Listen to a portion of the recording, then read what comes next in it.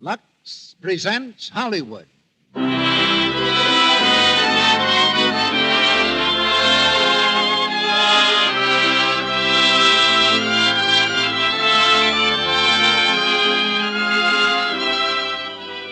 Lux Radio Theatre brings you George Brent, Priscilla Lane, and Gail Patrick in Wife, Husband, and Friend. Ladies and gentlemen, your producer, Mr. Cecil B. DeMille.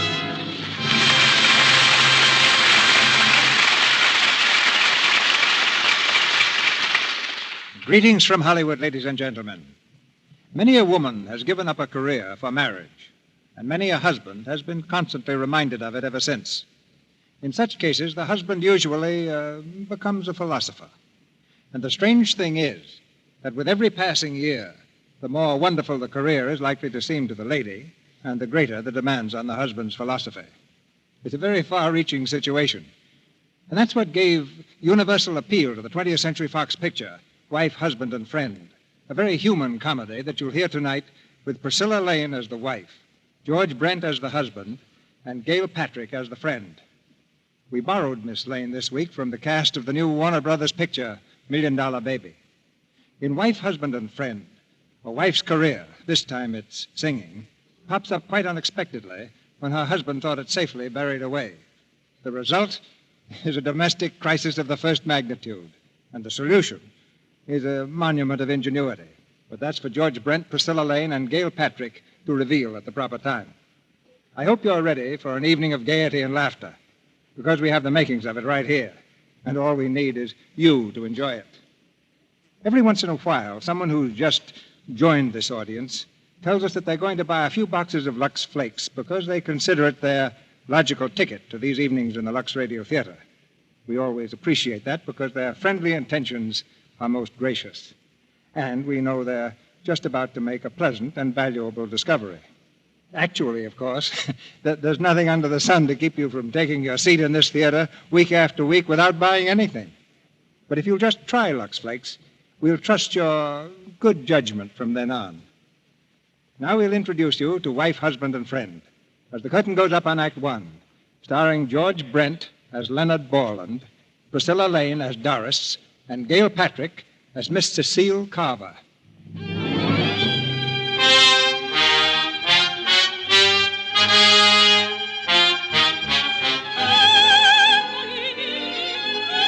On the stage of the New York Opera House, a great soprano is about to die on a high B flat.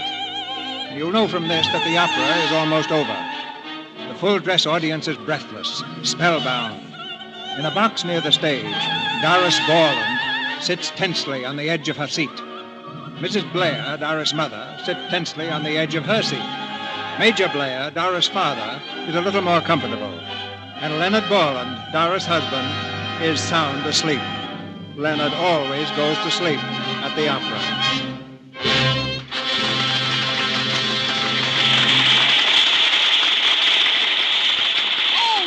Wasn't she wonderful? Wonderful, wonderful. I can't tell you what it does to me, Mother.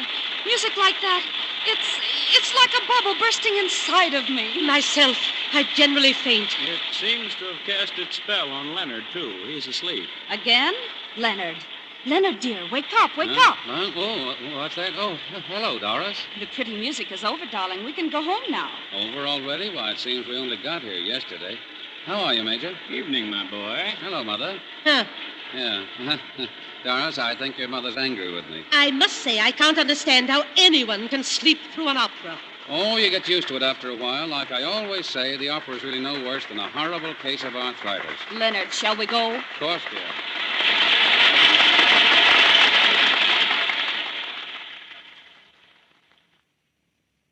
Mother and Dad are coming for dinner tomorrow. Leonard? Yes, dear? I said Mother and Dad are coming for dinner tomorrow night. Oh, fine. Where's the cap off the toothpaste? I don't know. Look for it. I did look for it. I think you hide them or something. Oh, I'm tired. I don't know why you should be, dear. You slept all evening. No, I didn't. The tenor woke me up for the second act finale, and I had a terrible time getting back to sleep. Darling, do you mind if I tell you something? You're very crude. Really? You have bad manners. You're still just an engineering school halfback. Fullback. And the worst of it is you're proud of it. Well, I guess I'm the outdoor type. You see, You don't like opera, you don't like the Playgoers Guild, you don't like any of the arts. Well, I like football. Football. There, you see, I can't understand why you like football, and you can't understand why you like opera. You forget I used to sing, dear. Oh, no, I couldn't forget that, darling. What do you mean by that? Now, darling, let's not get into an argument. I merely said I used to sing. And I merely said I used to play football, but I don't go around wearing shoulder pads. Now see here, Leonard. Baby, let's get married. Again? Sure, what does it matter so long as we love each other? Oh, Leonard, what am I going to do with you? Kiss me. Leonard. I love you, Doris. Really? Every time I see you, it's the first time. And every time I kiss you, I've never kissed you before. That's why it's so exciting. It's always so new. That's lovely, darling. Where'd you get it? Out of a book. Except for the kiss. Now, that was my own idea. The book just said it, but I feel it. Which is so much better. Doris, I've got a confession to make to you. Confession? It's not an easy thing to say, but the truth is you're a snob. Why, you take that back. Hey, cut that out. Cut it out. Hey, you hurt. I meant to. Darling, if you weren't in the social register, I'd smack you flat on the floor. I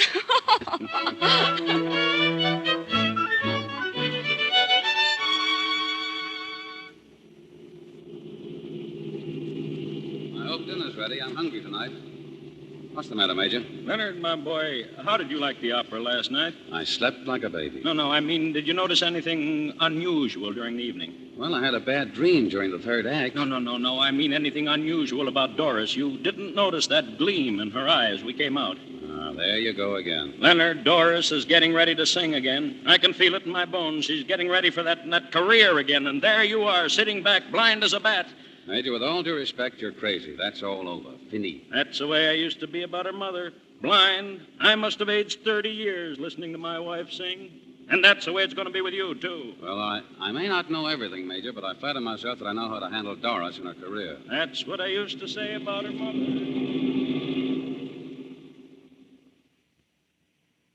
one way to handle a woman, Major. Good evening, sir. Evening, Fisher. Will you take the Major's coat? Yes, sir. Only one way. Kind but firm. I was firm. My wife was firmer. The hand of steel and the velvet glove. It never fails. Hey, what's it? Fisher, what's that? Mrs. Blair and Mrs. Borland, sir. They've been practicing all afternoon. Well, good night, Leonard. Tell my wife I've gone to the club, but not which one. Oh, nonsense, Major. Come on in. No. It's your problem, my boy. And already I recognize history repeating itself. Tomorrow, or maybe even tonight, she'll say, "Do you realize if it hadn't been for you, I'd be a great singer today?" And after that, X marks the spot. You think so? I know so. Good night, my boy. Fisher, is anyone with them? The singing teacher, sir. Mr. Hugo Kurtfelder. I'll have Mr. Kurtfelder's coat ready. He's leaving in just a moment. Oh, darling, you're early. You know Hugo Kurtfelder, don't you? Sure. So long, Hugo. I beg your pardon? Come on, this way out. Leonard. I'll get to you next, Ma. Outside, Hugo. But I don't understand. Of course you don't. That's what I'm just trying to tell you. So long, son. He's insane. A stark, raving maniac. And I've always suspected it. Good evening, Ma. Leaving so soon? Leonard. Sorry, dear, but your mother's next. This way, Ma. Doris. Now, listen, Ma. You're a great old girl, and I love you. But this is my home and not yours. And the Major's the one you're supposed to pester and not me. So if it's all the same to you, outside. You loony. So long, Ma. And I'll thank you not to call me Mom. Hello, darling. Leonard, how dare you? How dare you? Now, listen. Don't get excited. Who do you think you are, Tarzan? Listen. With Hugo, it was bad enough, but to bully an old woman, my mother. Now, listen, darling. And stop starting everything you say with listen. Okay, any way you like. But listen. Be quiet. Do you realize what Hugo said today? Something screwy, I bet. Do you realize he said if it hadn't been for you, I might be a great singer today? A great singer, I tell you. He didn't. And that I had a career. Maybe a brilliant career, but for your stubbornness. He did? Yes, and I still have a voice. I still can sing. He said so. All right, sing. Well, I'm going to. Do you know what else Hugo said this afternoon? He said that in 3 months I could be ready for a recital at Town Hall. Sure. In 3 months, I could be ready to lick Joe Louis. When you say a thing like that, I seriously wonder if you still have good sense. Well, the statement stands. Well, I'm going to do it. Do what? Give a recital. You are over my dead body. But why? Why do you say such a thing? Why do you take such an attitude? Oh, forget it. I'm not going to forget it. Not again. You stopped my career when we were married, and you've stopped it ever since. But now I'm going to know why. Well, I'm telling you, don't ask me. But I am asking you. Okay, if that's the way you want it. Because you're a You're a rotten singer. So I'm a lousy... No, I said rotten. You did not. You said lousy. Well, all right, what's the difference? All right, okay, I said it. But what Hugo says, a singer himself, a man who has taught and coached singers for years, what he says means nothing? Well, you asked for it. And may I ask how you, A fullback. a contractor, without even a child's knowledge of music, may I ask how you know that I'm a lousy... I don't know it, but I know it. I mean, it's instinctive. It's... And that's all you have to say about it? Isn't it enough? No, darling, not nearly enough. And if you don't believe me, read the papers tomorrow morning. Social Registrite debut. Doris Boland, daughter of Major and Mrs. L. Rodney Blair, will present a program of the lighter operatic arias at the Town Hall the evening of May 14th. Registrate recital next Tuesday. Well, deadline's approaching, Mike. Brother, you're in a hole. Is that the best you got to offer? I'm your business partner, not a magician. But I got Haggerty to buy 20 tickets. I promised him preferential treatment on the next concrete deal. Why, Mike, that's blackmail. You said it. It's the only way, though. I'm buying up most of the tickets myself and passing them out free. You see, the way I figure it, I can't stand to lose much more than $1,000 on the whole show. That makes it dirt cheap. Makes what dirt cheap? Well, for Doris to get it out of her system, of course. That's all she needs. A nice blowout like this just to show me she's got what it takes. That'll wash the whole thing up. I guess you're right at that. Sure, that's why I want to put it over big. Then she'll get it out of her system, and that'll satisfy her forever. I see. Have you told her yet that we lost money on our last 4 jobs and we haven't got any others? No, what's the use? Plenty use. You could economize a little, couldn't you? Plow under a few of those butlers and maybe rent out a room or two until we get something coming in again? No, so far as Doris knows, we're making money hand over fist. Besides, if I told her the truth, she might want to cook for me. Yeah. Oh. I tell you, Mike, a singing wife is a terrible problem. Yeah. If my wife even starts to hum, I'll smack her right across the mouth.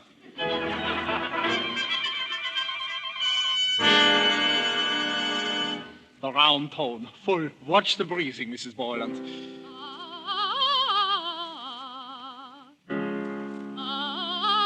Doris, you'd better hurry. We're due at the theater in 20 minutes. Not now, Mrs. Blair, please. Doris, where's my pants? What's the matter with you? My evening pants. I can't find them. Oh, Leonard, don't bother Doris now. She's got to practice. We're due at the theater. Quiet, please, quiet. Telephone, Mrs. Boland.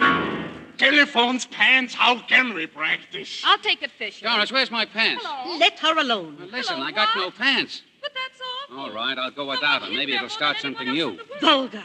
Vulgar. You name it and I'll do it, but I got to have pants. Will you please keep your voice down? Leonard, something terrible has happened. Oh, Doris, where are my pants? Oh, Leonard, please listen. Louise Bronson got Rudolph Hertz to promise to come and give me a review. And now it turns out that she told him the wrong day. Who's Rudolph Hertz? Only the most famous music critic in the country. Well? I've got to have him there, Leonard. I must have him. A good review from him would mean everything. How about giving him a ring? Oh, the phone's private. There's only one thing to do, Leonard, and that's for you to go right over to his hotel yourself. Hey, wait a minute. Leonard, please. But I can't go busting in on some guy I've never even heard of. Oh, you must not upset me, Leonard. I've got to have Rudolph Hertz at my recital. Okay. Let me get my coat nut. Hey, wait a minute. Where's my pants?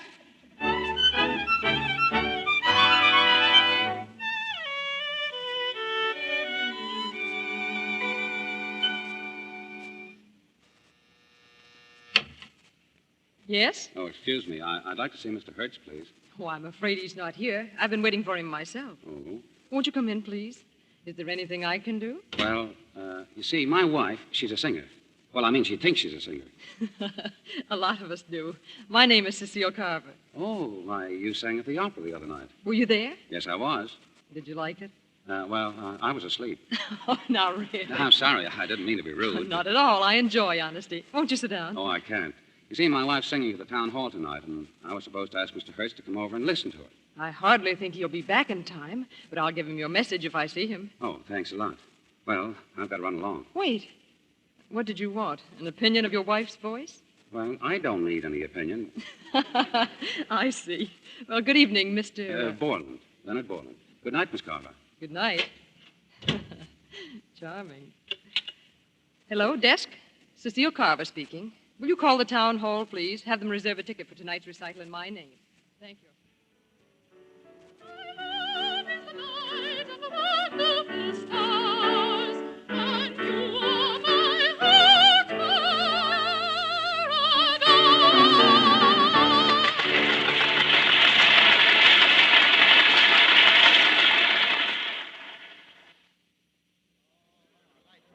Delightful, Miss Borland. Leonard, you are marvelous. Oh, thank you. Thank you. Outside, everyone. Please, Mrs. Borland must race. Thank you so much. Doris, you were magnificent. Well, Leonard? You win, baby. Give me a kiss. Oh, darling. Oh, honey, you murdered him. Perhaps next time you'll think twice. Oh, you Leonard, bet I will, before- Ma. Now, how about us getting away, Doris? Just you and me and having a little celebration of our own, huh? Oh, Leonard, I can't. It's quite out of the question. Hugo's coming back with the agent. With a what? The agent, dear. The man who arranges the tour. But I thought this was all. I thought this was all you wanted was this. Are you out of your head again? Leonard, you mean that after a triumph like this, I should actually give it all up? Oh, but honey, Well, don't you see, dear, if I had flopped this evening, but I didn't. The whole house packed. Not only friends and people I knew, but hundreds I'd never saw or heard of before. The entire theater sold out. Oh, Leonard, even you must appreciate what that means. Yes, I do. You must realize, Leonard, that after tonight, Doris belongs not to you, but to America. Does America want her? Mrs. Borland, pictures. Oh, Doris, pictures. On stage, quickly. Oh, Leonard, I've got to go. I'll see you later, darling. Don't wait up for me. Oh, what have I done? Hello? Hello, Mr. Borland? Yes? I thought I'd find you there. This is Cecile Carver. Oh, how are you? I was at the recital, Mr. Borland. Would you still like an opinion of Mrs. Borland's voice? I certainly would. Then why don't you come over to the Dorchester Apartments and see me? Let's say tomorrow at 3. Thanks, I'll be there.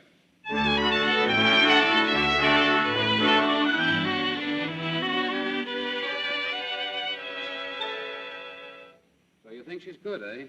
She has a fine voice, a remarkably fine voice. Then you think she ought to go on? With that voice and her looks, certainly. Oh, well, that's fine.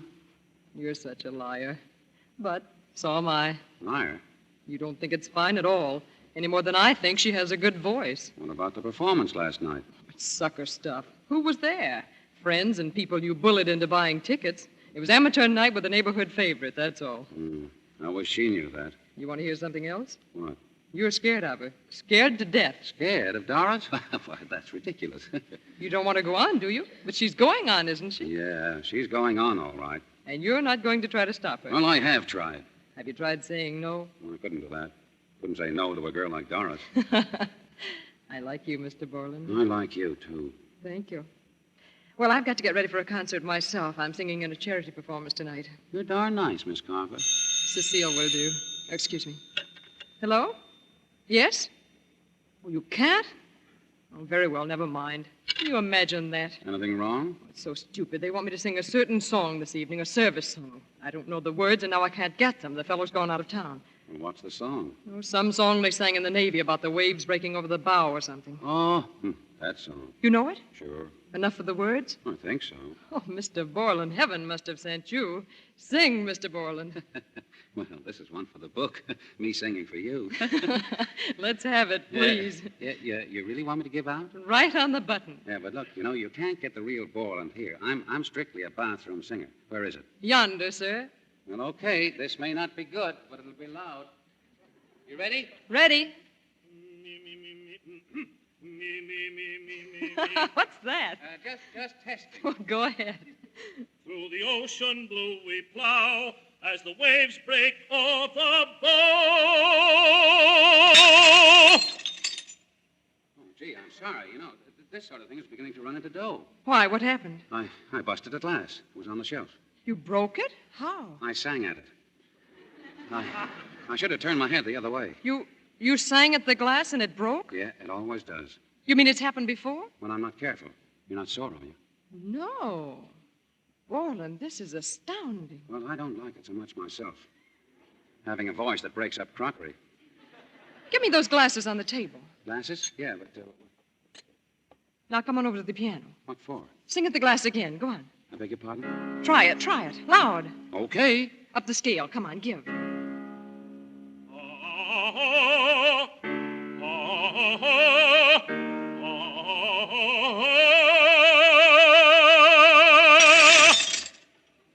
Now, you see? It's a terrible waste of glassware. Borland, I'm almost afraid to say it, but That's a great voice. Would you mind repeating that? It sounded exactly to me as if you said I had a great voice. You have a great voice. Say, listen, why don't you lie down? It's a miracle. I think I'd better get out of here. Oh, no, not yet. How would you like me to give you lessons? What? I'm serious, Borland. That's what I'm afraid of. Goodbye. Oh, no, wait. You can't just walk out. You can't. Listen, I've got it. But what? You're the one that's going to sing. You're the one that's going to be a success, not your wife. How would you like to sing on tour? All the big halls. I believe you're really insane. Don't be stupid. When I tell you you've got a voice, you've got a voice. I'm Cecile Carver. I know. Yeah, but lady, I'm a contractor, a building contractor. Not to me. To me, you're a singer. A singer with a trumpet in his throat. A trumpet? Think of this. Carnegie Hall, the lights, the excitement, the whole house packed to hear you sing. Me? You can do it, I tell you. With that voice, I guarantee it. Well, all I know is that you're scaring the living daylights out of me, you know. Am I? Then think of this, too. Think of her sitting out front that night, your wife, sitting with everybody else when the house lights go down and the footlights go up, and then the applause as a star walks out on the stage. You. To sing? To sing. Who would be the head man then, you or your wife? It's crazy. But it is a funny idea. We can do it, Borland. Will you? Sure I will. Why not? Do, do, do, do. Yeah. Did you see that? I just busted the chandelier.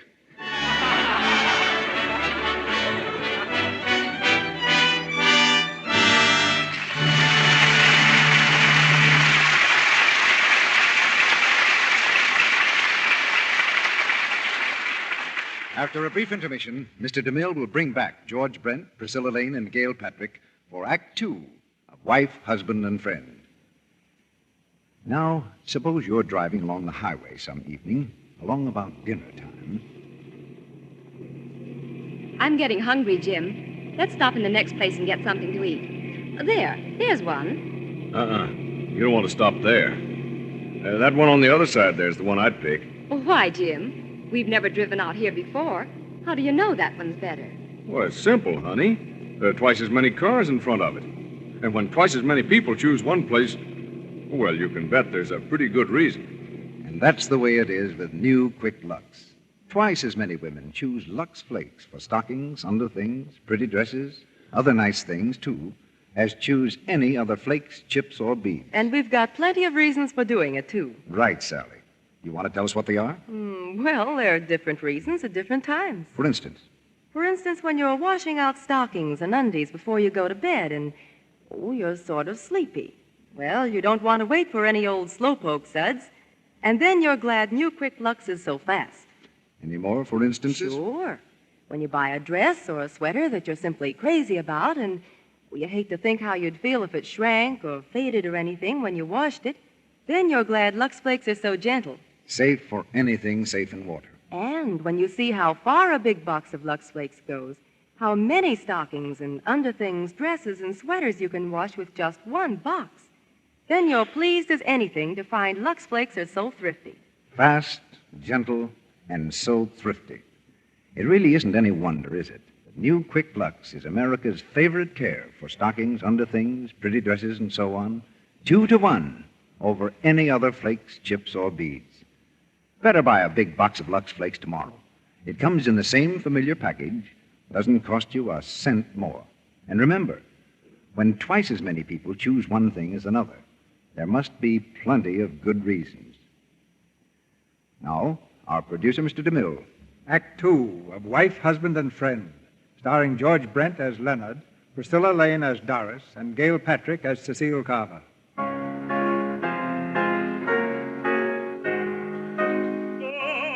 Under the tutelage of Cecile Carver, Leonard is preparing for his debut as a singer.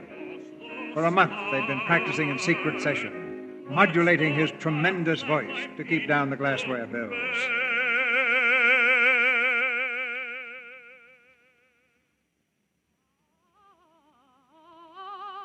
Meanwhile, Doris has not been idle. Regularly, for 5 hours each day, she strains madly at her vocal cords.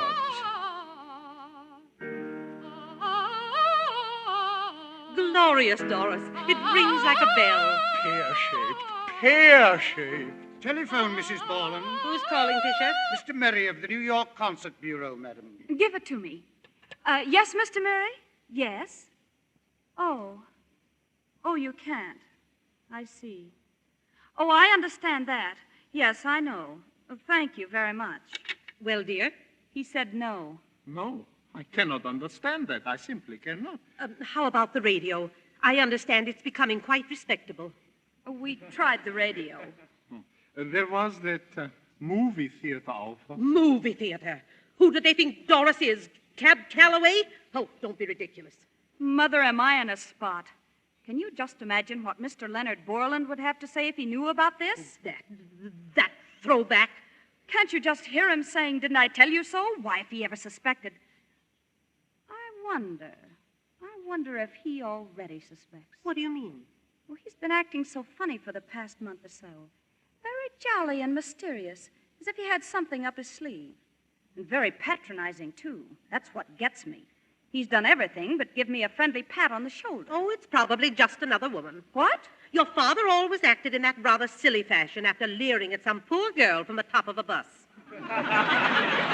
Well, at the moment, I believe I could stand for another woman easier than I can this pat-on-the-back attitude of his. The man is callous, absolutely callous. It's a tragic fact, my dear, but for 5 generations, the women of our family have married inartistic men. Most of them could scarcely be distinguished from cannibals. I know what you mean. Your father was even worse. For 3 years, I discussed Wagner with him before I realized he thought I was talking about a baseball player. It's depressing. Anybody home? Oh, there he is now. Smile, Mother, smile. How are you, darling? How's our little canary today? Oh, very well, thank you. How are you, Ma? Well, thank you, Leonard.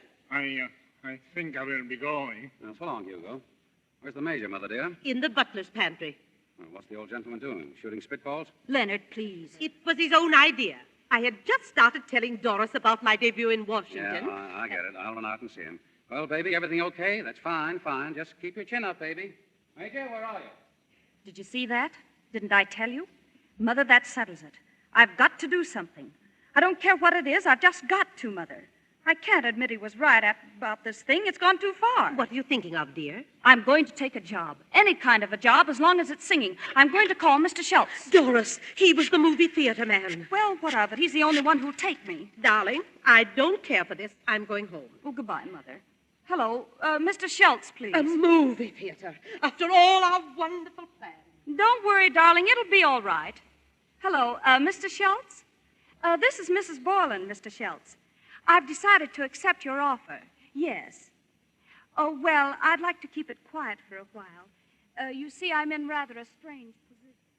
Major, what are you doing sitting in the pantry? I'm not here of my own free will. They sent me out of the room. They're plotting, I tell you. They're up to some plot. You'd better watch your step, son. Don't you worry about me, Major. I've got this whole singing business licked any time I want to bear down. You mean you've got a plan? Major, I've got a honey. Then use it now. Well, I've been hoping I wouldn't have to. Oh, Leonard, you're young yet, but when you're my age, do you want to have to sit on a pantry shelf every time some long-haired guy sits down at the piano? No. Then use your plan. No matter what they say, use it. Give them both barrels. Blow them sky high. When you're dealing with musicians, show them no mercy. Yeah, I guess you're right. But I'll have to speak to Doris first.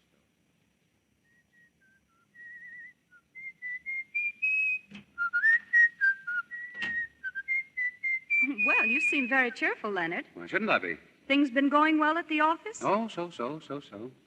Doris, I was thinking. Yes, dear? Look, what do you say we pack up and get out of here?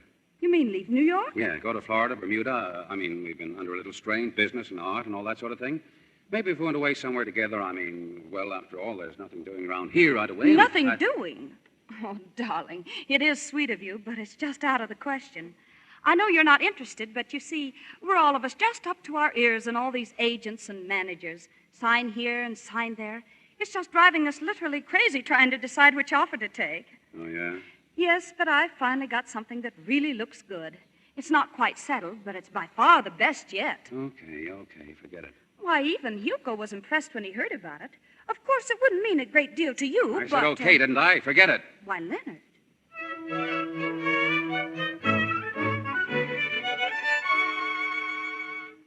Here's the booking, Leonard. Open in Pittsburgh, then Cincinnati, Charleston, Washington, Baltimore, Philadelphia, Newark, and New York. But, Cecile, what'll I tell my wife? A business trip, silly.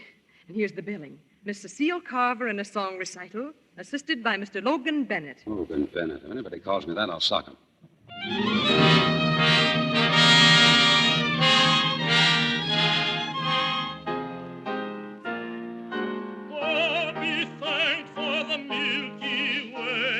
that runs across the sky.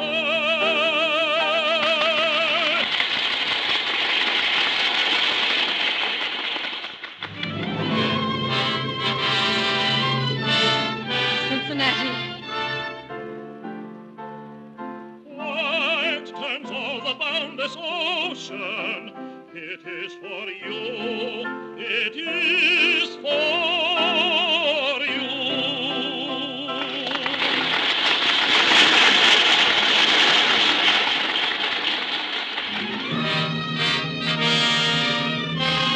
Charleston next, Leonard.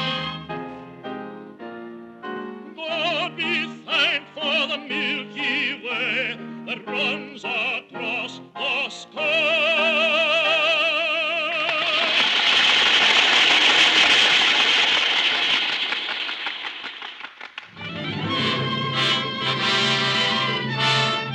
Now Washington. White turns all the boundless ocean. It is for you. It is for you.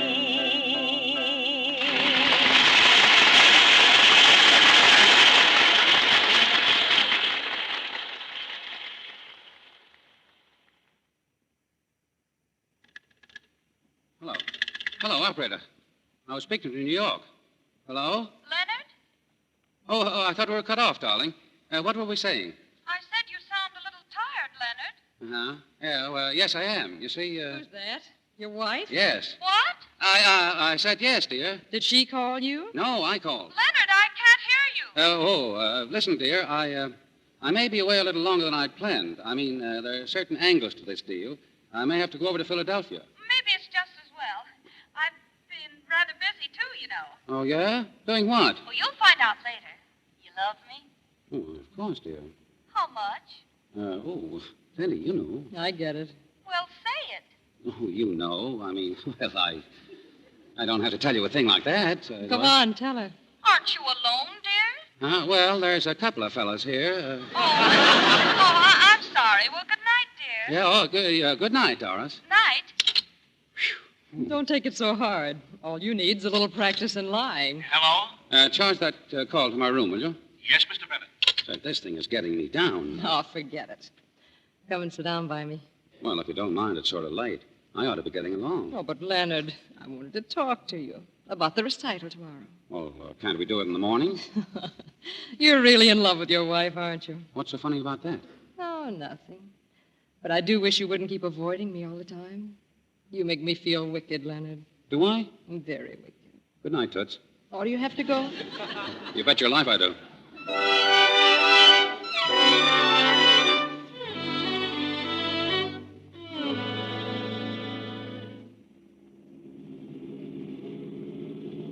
New York. Oh, boy. It's great to be back, isn't it? Are you glad to get back to New York or your wife? Both. Mostly my wife.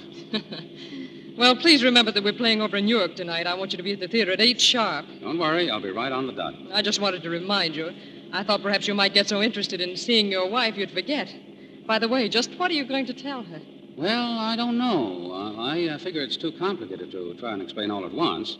I think I'll just tell her that, I've got to follow up this business deal a little further and... A very novel story. Right over here, driver. Well, there's no use springing it until I'm a real success. How long are you going to be, Leonard? Oh, just a few minutes. All right, I'll wait. Yeah, what? I said I'll wait. But what for? Well, you said you'd only be a few minutes. Well, yeah, but... And I'd feel easier in my mind if you were somewhere I could keep my eye on you. You're a very impulsive man, Leonard. I might suddenly find myself without a partner. All right, stick around. I'll be down as soon as I can.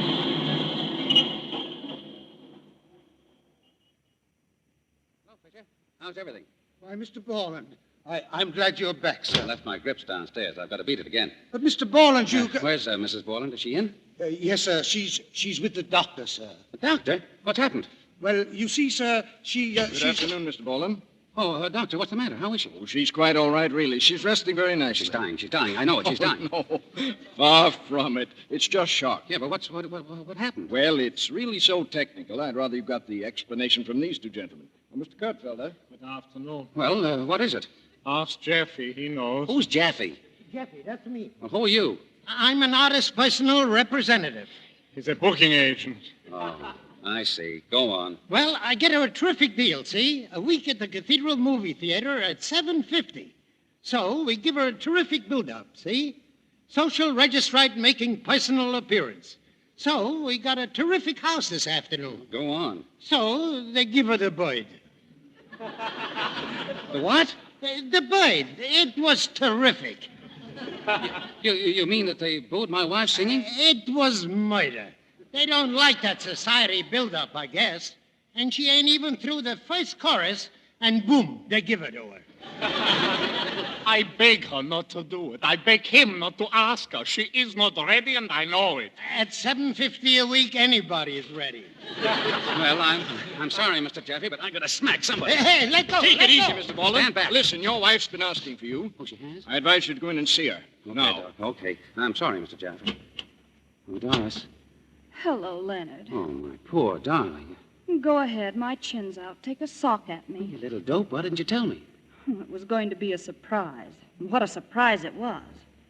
Anyway, the truth's out at last. What do you mean? I'm no good. Oh, now, listen. How can you say that? A Monday matinee in the movie house? Gee. Oh, I guessed it, dear. I wasn't kidding myself much. But I couldn't give in. I just couldn't, after what I'd said. Movie house, opera house, Carnegie Hall, it'd all be the same.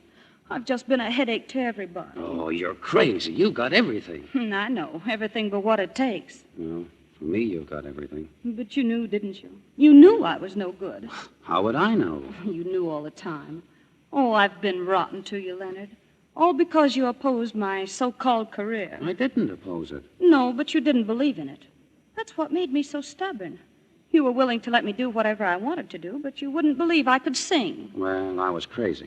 No, you were right. Oh, but it's all over now. Now I'm through. All the big stars can rest easily again.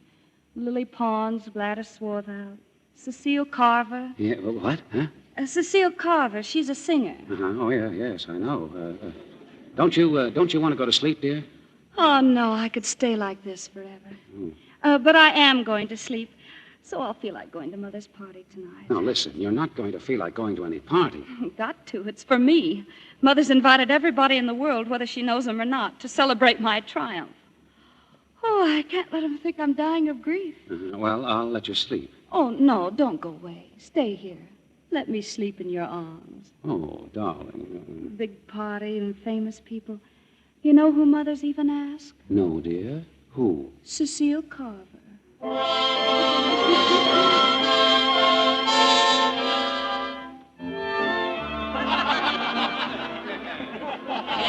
I'm not exaggerating. They booed me.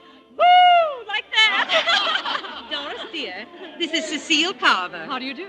Oh, how do you do? Oh, Doris made such a beautiful debut this afternoon, but she's so modest about it. Oh, I'm sorry, Mother, but it's no use. The papers had the story. I shouldn't let it bother me, Mrs. Borland. Doris, don't you think you ought to...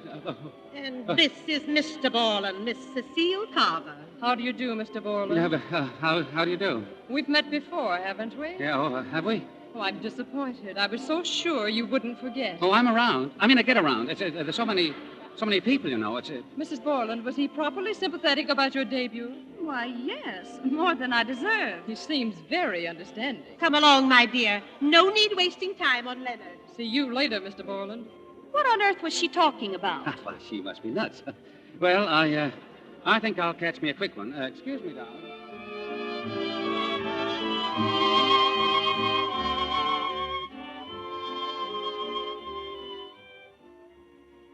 Cecile, come over here. Come on. Why, Leonard. Now, listen. I asked you not to come here. I asked you particularly. And I asked you to be in New York tonight for the recital. Why didn't you come? I told you why. She needs me. She needed you. What about me? Please keep your voice down. No, I won't.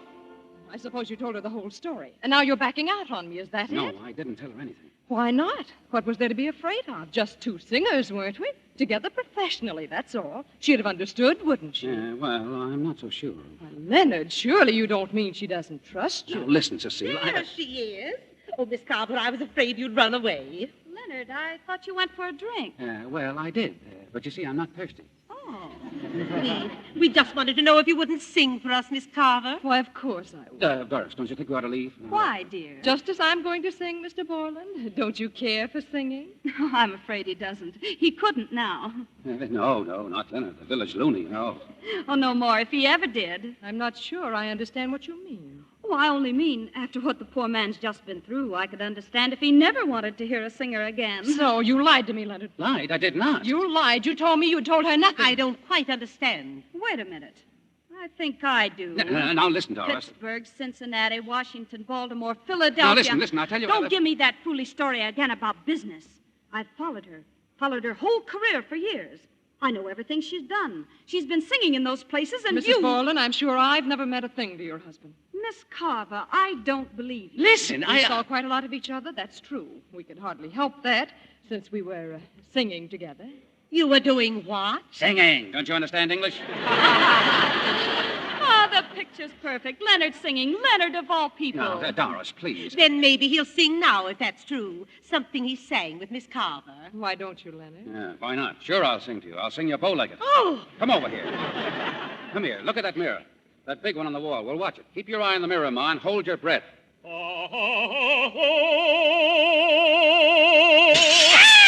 Now, who says I can't sing?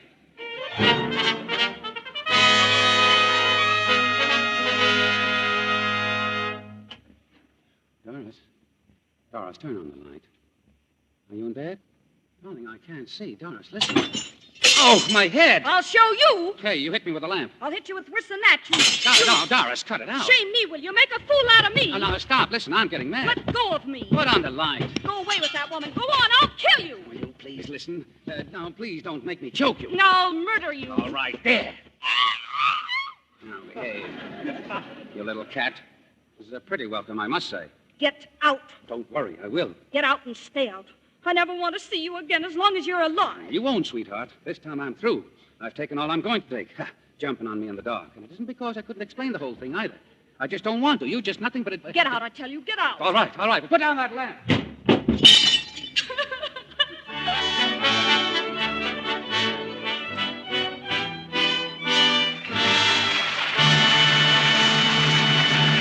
We pause now for station identification. This is the Columbia Broadcasting System.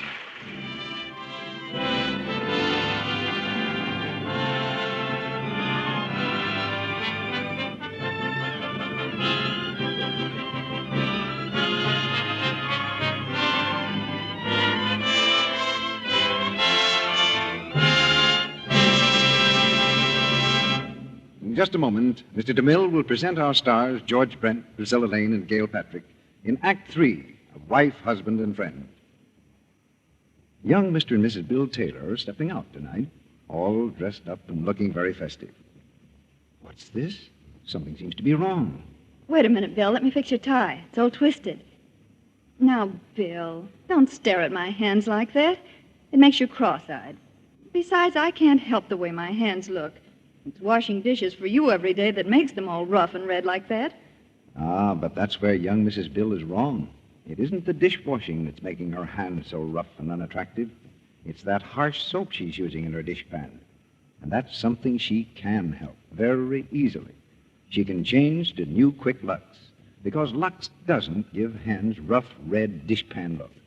We know that's so because hundreds of women have proved it in actual tests. Tests made by a well-known scientific laboratory under conditions similar to home dishwashing. And these impartial tests of Lux Flakes against 4 other popular dishwashing soaps proved new Quick Lux, kindest of all to hands.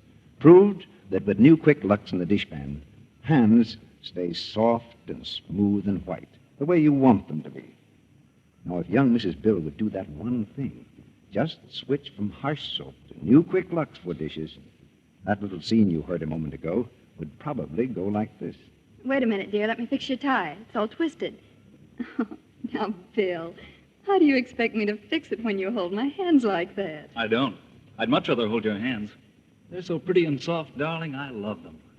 Words like that are music to any woman's ears, and soft, smooth, feminine hands inspire them. So, don't let a harsh wash day soap give your hands that ugly dishpan look. change to gentle, new Quick Lux. It's fast, thrifty, and it leaves your hands so lovely in spite of dishwashing. Buy the thrifty big box of Lux Flakes tomorrow and start using it for your dishes right away. Now, Mr. DeMille returns to the microphone. The curtain rises on the third act of Wife, Husband, and Friend.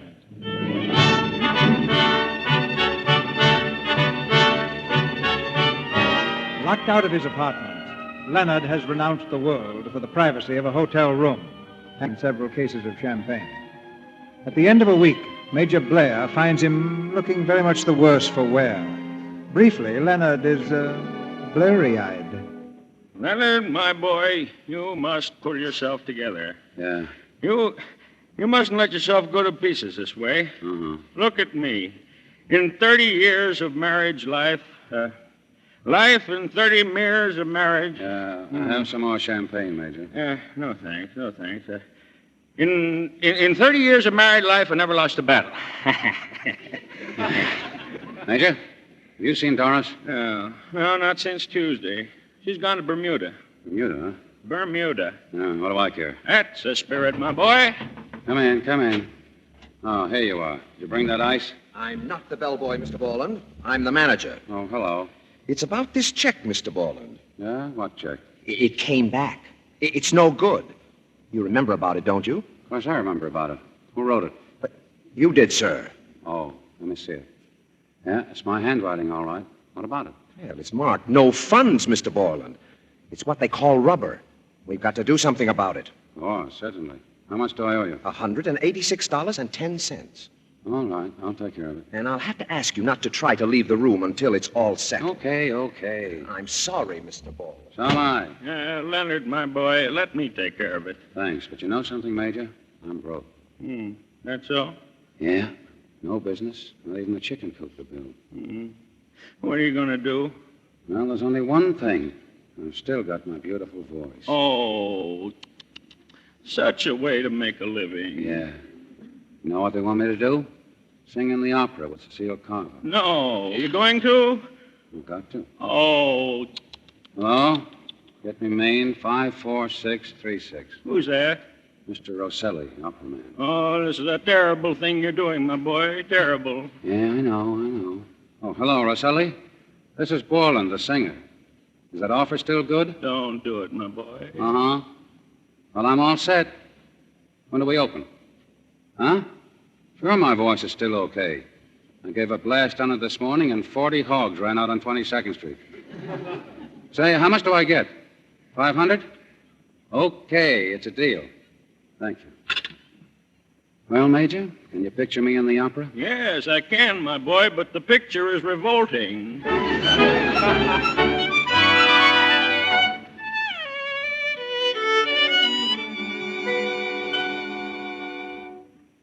Leonard Borland, New York contractor, crashes opera. From bricklayer to opera, Borland's career.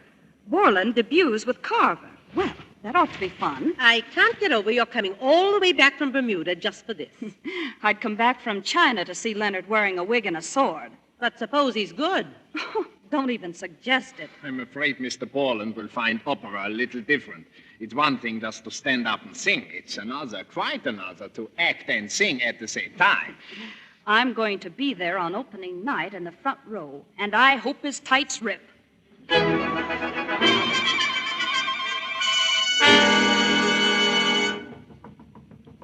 Who is it? Come in. Leonard, are you ready? The curtain's in 10 minutes. Oh, Cecile, look at this beard. Just look at it. Don't pull it. Don't pull it. It's all right. You look fine. Oh, fine. I look like Rasputin. Oh, Cecile, I don't know about this. What do you mean? Well, I mean, I don't mind getting out on the stage in my own pants and singing, but this tights thing, I'm scared. Oh, Leonard, everybody's scared opening night. But remember this. You're here because I have faith in you.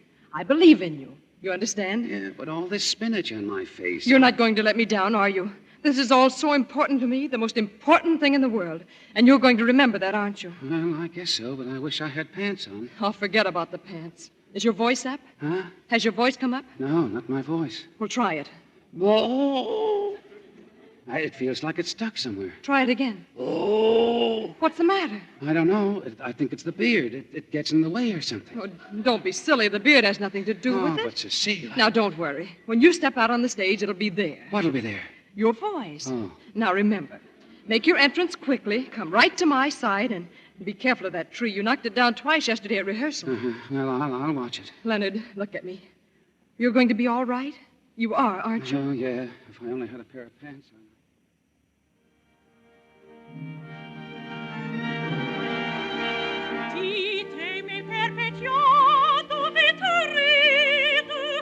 All right, Walton, there's your cue. What? Your cue. Go on, get out there. I can't move. I think I'm going to faint. You can't faint now. Get out there. Don't push. Don't push. You fool. I told you to look out for that tree. Sing. Sing. Oh. I can't. You've got to. Sing. Oh. Sing. Do you hear me? Oh, I'm fainting. You're not. You're not fainting. Oh, here I go. Look. Stand up. Oh. Stand up.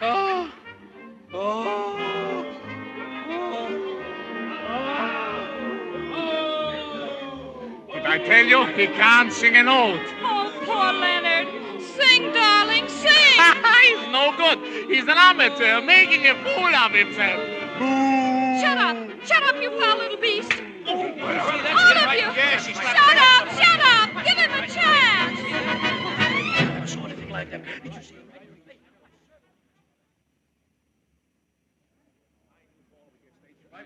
Let me alone. You've got to go back, Leonard. It's the only way. You can lick them, I tell you. Go back on that stage. Oh, no, not me. But it's my show, you thick ape. It's my show, and you're running it. You can't do that. Now, let me alone. You yellow. You bet your bottom dollar I'm yellow. Let go. Get out. Get out of my sight. Get out. Get out. Hello, darling. Oh, Doris. Something terrible has happened to me. Don't tell me. I was out there. I saw it. I couldn't even croak. Oh, you poor lamb. Get that silly wig off. I could have killed them. Here, get out of those boots. Oh, it doesn't matter, sweet. I guess you and I, we're just not singers. We sing, I suppose, but we're not singers. Oh, wait a minute, Doris. Is that on the level? Really? Darling, I love you. And never in my life did I love you more than when you knocked over that tree. That must have been a Lulu. All I could think was, heaven help me, I'm married to one of the Ritz brothers.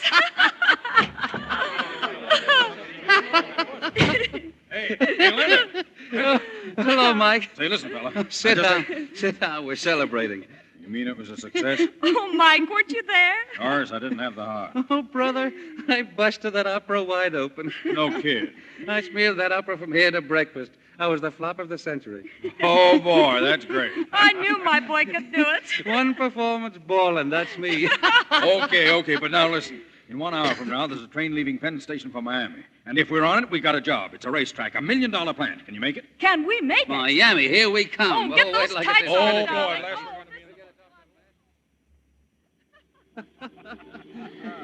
last Make it snappy, driver. Okay, Bud, I'm doing my best. Oh, it's perfect. It's perfect.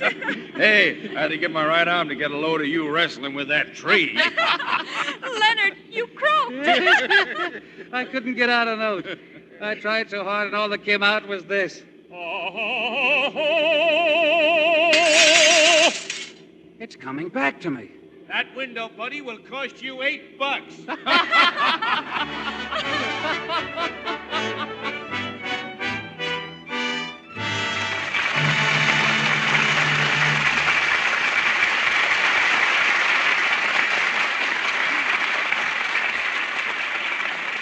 In a moment, our stars will return to the microphone for a curtain call. Now, Sally, I have something here I'd like you to read. Let's see.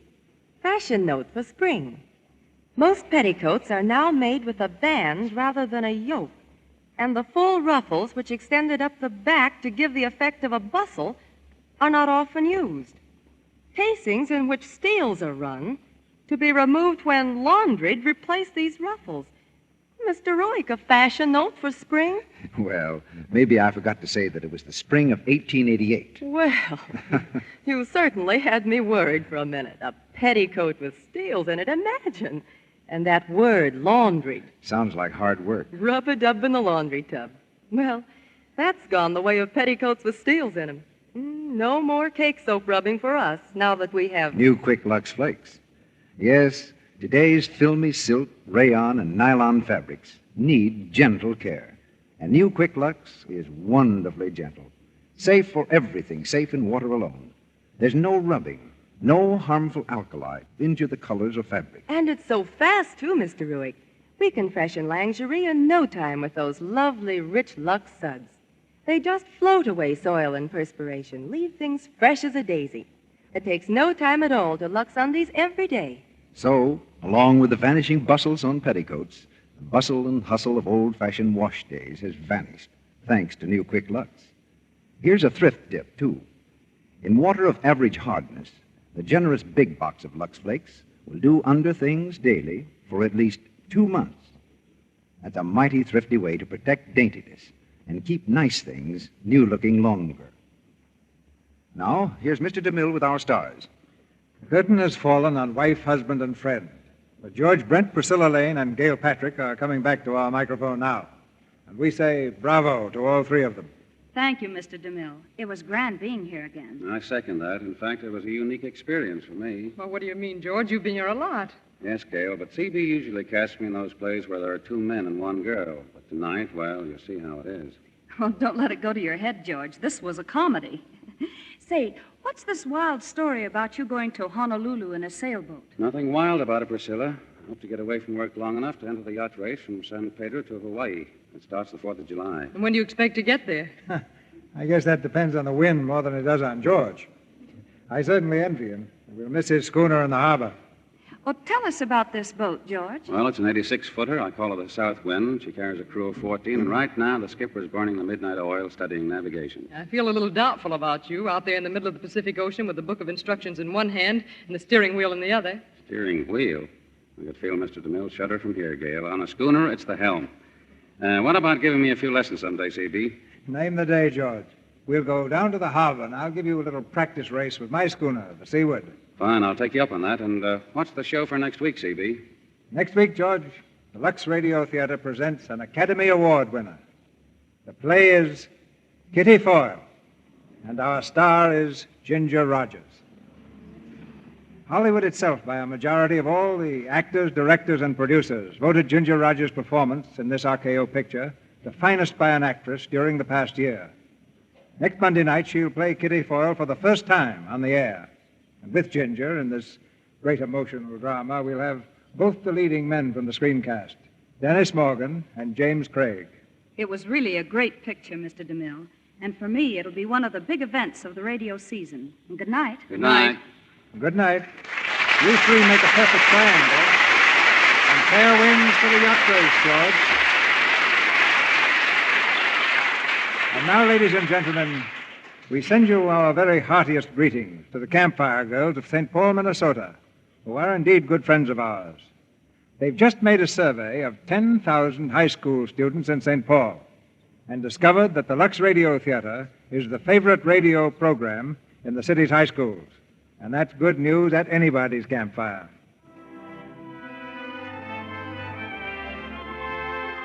Our sponsors, the makers of Lux Flakes, join me in inviting you to be with us again next Monday night when the Lux Radio Theatre presents Ginger Rogers in Kitty Foyle with Dennis Morgan and James Craig. This is Cecil B. DeMille saying good night to you from Hollywood.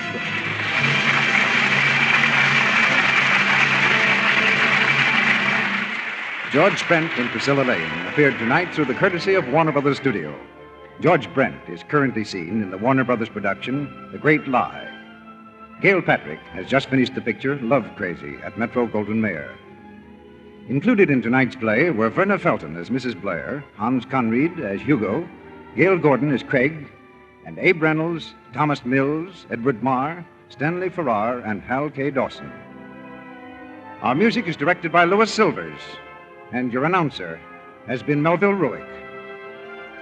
This is the Columbia Broadcasting System.